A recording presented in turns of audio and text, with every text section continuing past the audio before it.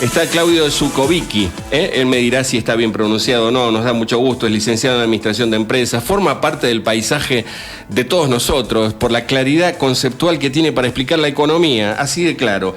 En fin, tiene un posgrado en Mercado de Capitales, especialización en futuros y opciones, actualmente es director académico de la Licenciatura de Finanzas de la UADE, etcétera, etcétera, y además es buen docente con la gente. Hola Claudio, ¿cómo te va? Soy Daniel López desde Fénix, en la provincia de La Rioja. Bienvenido. Hola Daniel, placer saludarte, gracias por esa presentación. Es la verdad, porque vos sabés que podés tener una expertise en lo tuyo, pero si no la sabés comunicar, sos aburrido, en fin, y la gente no te entiende. ¿Podemos entender, según vos, por favor, porque estás en Tucumán dando, creo, conferencias, ¿no? Sí, me toca hoy. Bueno, buenísimo. Ojalá que alguien de La Rioja te llamara para abrir mentes, pero no lo creo. No lo creo, pero no por eso desdeño. Capaz que alguien puede prenderse la lamparita. Claudio, ¿nos decís en dónde estamos parados hoy y qué va a pasar en diciembre? Por favor, ¿dónde estamos hoy? ¿Por qué llegamos a este horror? ¿Y cómo va a ser el diciembre? ¿Diciembre va a ser más horror, menos horror? Te escuchamos con suma atención. A ver, en primer punto, la más fácil es al principio. Hoy estamos inciertos, paralizados. Y siempre repito lo mismo, en finanzas, en economía, la incertidumbre es peor que lo malo. No saber qué va a pasar, a lo malo vos te puedes adaptar, a una mala noticia te puedes adaptar, al no saber qué va a pasar te paraliza. Y yo creo que estamos en ese proceso, inciertos. No por un dato económico, no es que yo te pueda ayudar ahí. Yo creo que Argentina tiene una crisis social muy fuerte y una crisis de representatividad política muy fuerte, y eso va muy por encima de la economía. Por eso me queda muy grande la segunda respuesta. ¿Qué va a pasar en diciembre? Déjame decirte que no tengo la más pálida idea. Y creo que nadie tiene la más pálida idea, porque puede pasar cualquier cosa. Hasta cosas buenas, hasta cuando esperas algo muy malo, pero muy malo, y es solo malo, hasta te va a parecer un alivio. ¿Por qué no tenemos ni idea? Porque el que va a decidir qué va a pasar en la Argentina es la sociedad. Y la sociedad está muy volátil, mucho más que los mercados. Fíjate en las elecciones políticas, de una semana a otra, entre una interna o lo que fuera, desde una PASO hasta una elección a gobernador, las mismas personas sacaban votos completamente distintos. ¿Por qué? Porque la mayoría de los argentinos, en todo el mundo pasa, la incertidumbre política es global. Por suerte, por mi trabajo me toca viajar mucho y vas donde vas y todos les cuesta formar gobiernos, llamarle a Israel, llamarle a España, llamarle a Italia. Bueno, ahora Italia lo consiguió, pero vayas donde vayas tenés una fragmentación y una... ¿Por qué? Porque la sociedad cambió muy de golpe. Sobre todo los más jóvenes, en su forma de percepción. Así que la pregunta que yo me hago en este caso, o me tomo el atrevimiento de modificarte algo de la pregunta, el punto es, no es solo qué va a pasar, sino cuando no sé qué va a pasar, ¿qué voy a hacer yo sabiendo que no tengo ni idea de lo que va a pasar? Y ahí tengo que empezar a trabajar con probabilidad de ocurrencia. Un dato positivo, creo yo, para mí, ¿no? Para mi forma de ver las cosas. Obviamente es tendencioso lo que te voy a decir porque tengo una ideología atrás y no quiero representar a nadie, pero me parece que hay un 70%, 65% de la sociedad que decidió cambiar. Y decidió cambiar rápido. No es que votó gradualismos. Y eso es por lo menos un llamado de atención, que puedo ver el vaso medio lleno de eso. Argentina hoy tiene el mayor gasto público de la historia y el mayor nivel de pobreza de la historia. Significa que independientemente del sistema político, como sociedad venimos haciendo todo mal. Porque al nivel de gastos, que no lo podemos financiar, de hecho nos tienen que prestar, no nos alcanza para pagar o paliar la situación social. Significa que ya no es solo tamaño de gasto, sino la ineficiencia del gasto. Y está bueno, desde mi punto de vista, que como sociedad reaccionemos, que así no vamos a ningún lado. Ahora, el cambio puede ser bueno, puede ser malo, se puede implementar, y eso ya no sé, porque depende quién gane, depende el equipo que tenga el que gane, depende... y ahí ya me queda grande la pregunta, perdón que... No, está muy bien. Claudio, La inflación, para hablar en términos llanos, créeme que tengo muchos años de oficio de este trabajo y jamás me explicaron bien la inflación. La inflación, Claudio, vos que sos docente y lo explicás perfecto, ojalá que sea así. ¿La inflación es gastar más de lo que tengo? Sí, sin duda. Y por eso el oficialismo también lo entendió después de mucho tiempo. Ese es otro punto a favor. Los 3 candidatos principales que quedan dicen lo mismo, hay que bajar el déficit fiscal. ¿Por qué? ¿Por qué eso genera inflación? Vamos a explicarlo en 2 palabras. Por favor, que todos lo entendamos. Cuando vos gastás más de lo que te ingresa, te puede pasar a vos, Daniel, ¿Sí? Le puede pasar a mí, le puede pasar a un oyente. ¿Qué hacemos cuando gastas más de lo que te ingresa? Y generalmente lo primero empezás a usar la tarjeta de crédito, empezás a endeudarte. Correcto. Cuando el banco te saca el crédito, no te presta más porque estás sobregirado, porque la tarjeta de crédito te superó el límite. Sí. ¿Qué es lo que le pasó a la Argentina? Hace muchos años se quedó sin crédito. Vas a un usurero. ¿Cómo? Bueno, fondo buitre, llamalo como quieras. Correcto. Listo, ya tu deuda no vale, ya no puedes endeudarte más. Ahí viene una discusión. O bajo el gasto o subo impuestos, en nuestro caso, o trabajamos más, o bajamos gastos.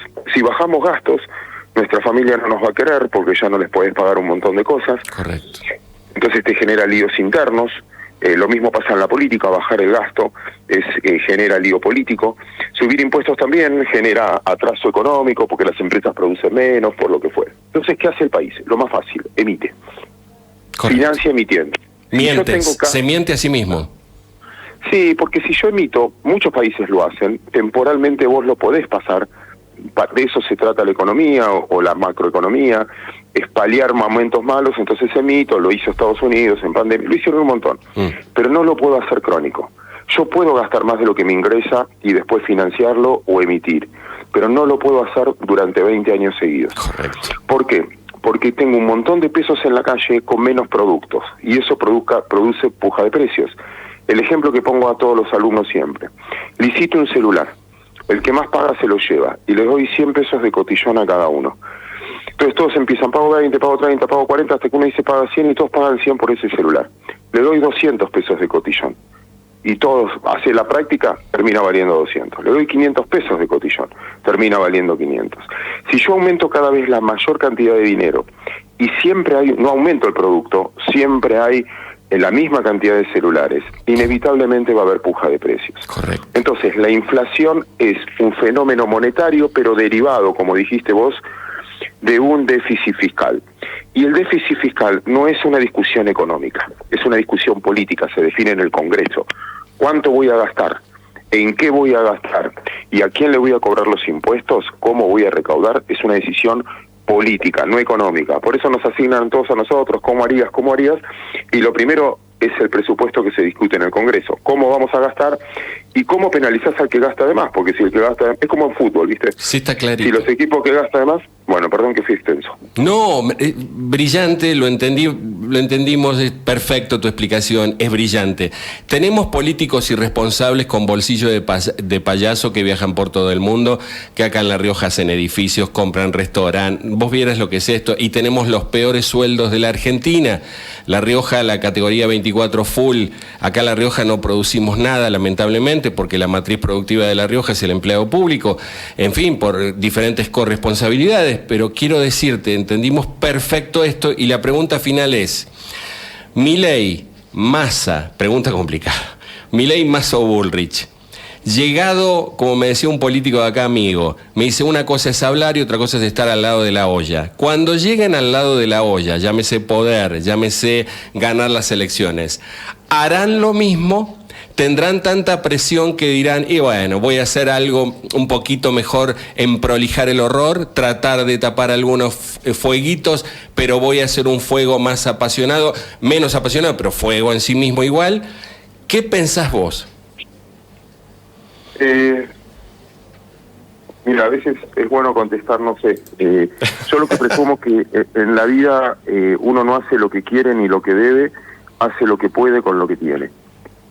Son 3 propuestas distintas, y para mí claramente distintas, pero con el mismo objetivo. Los 3 te dicen las mismas cosas, pero lo que discuten es la velocidad. ejemplo, los tres quieren ir a La Rioja, por decir algo, como destino, de Buenos Aires a La Rioja. Sí. Uno quiere ir a 180 kilómetros por hora y rompiendo el camino para que no haya vuelta atrás. Bien. Otro quiere ir a 120 kilómetros por hora, respetando un poco más los contratos, pero a una velocidad muy alta. Y otro quiere ir a 80 kilómetros por hora, pero en el auto lleva gente que no quiere ir para ahí, que bombardea para ir para el otro lado.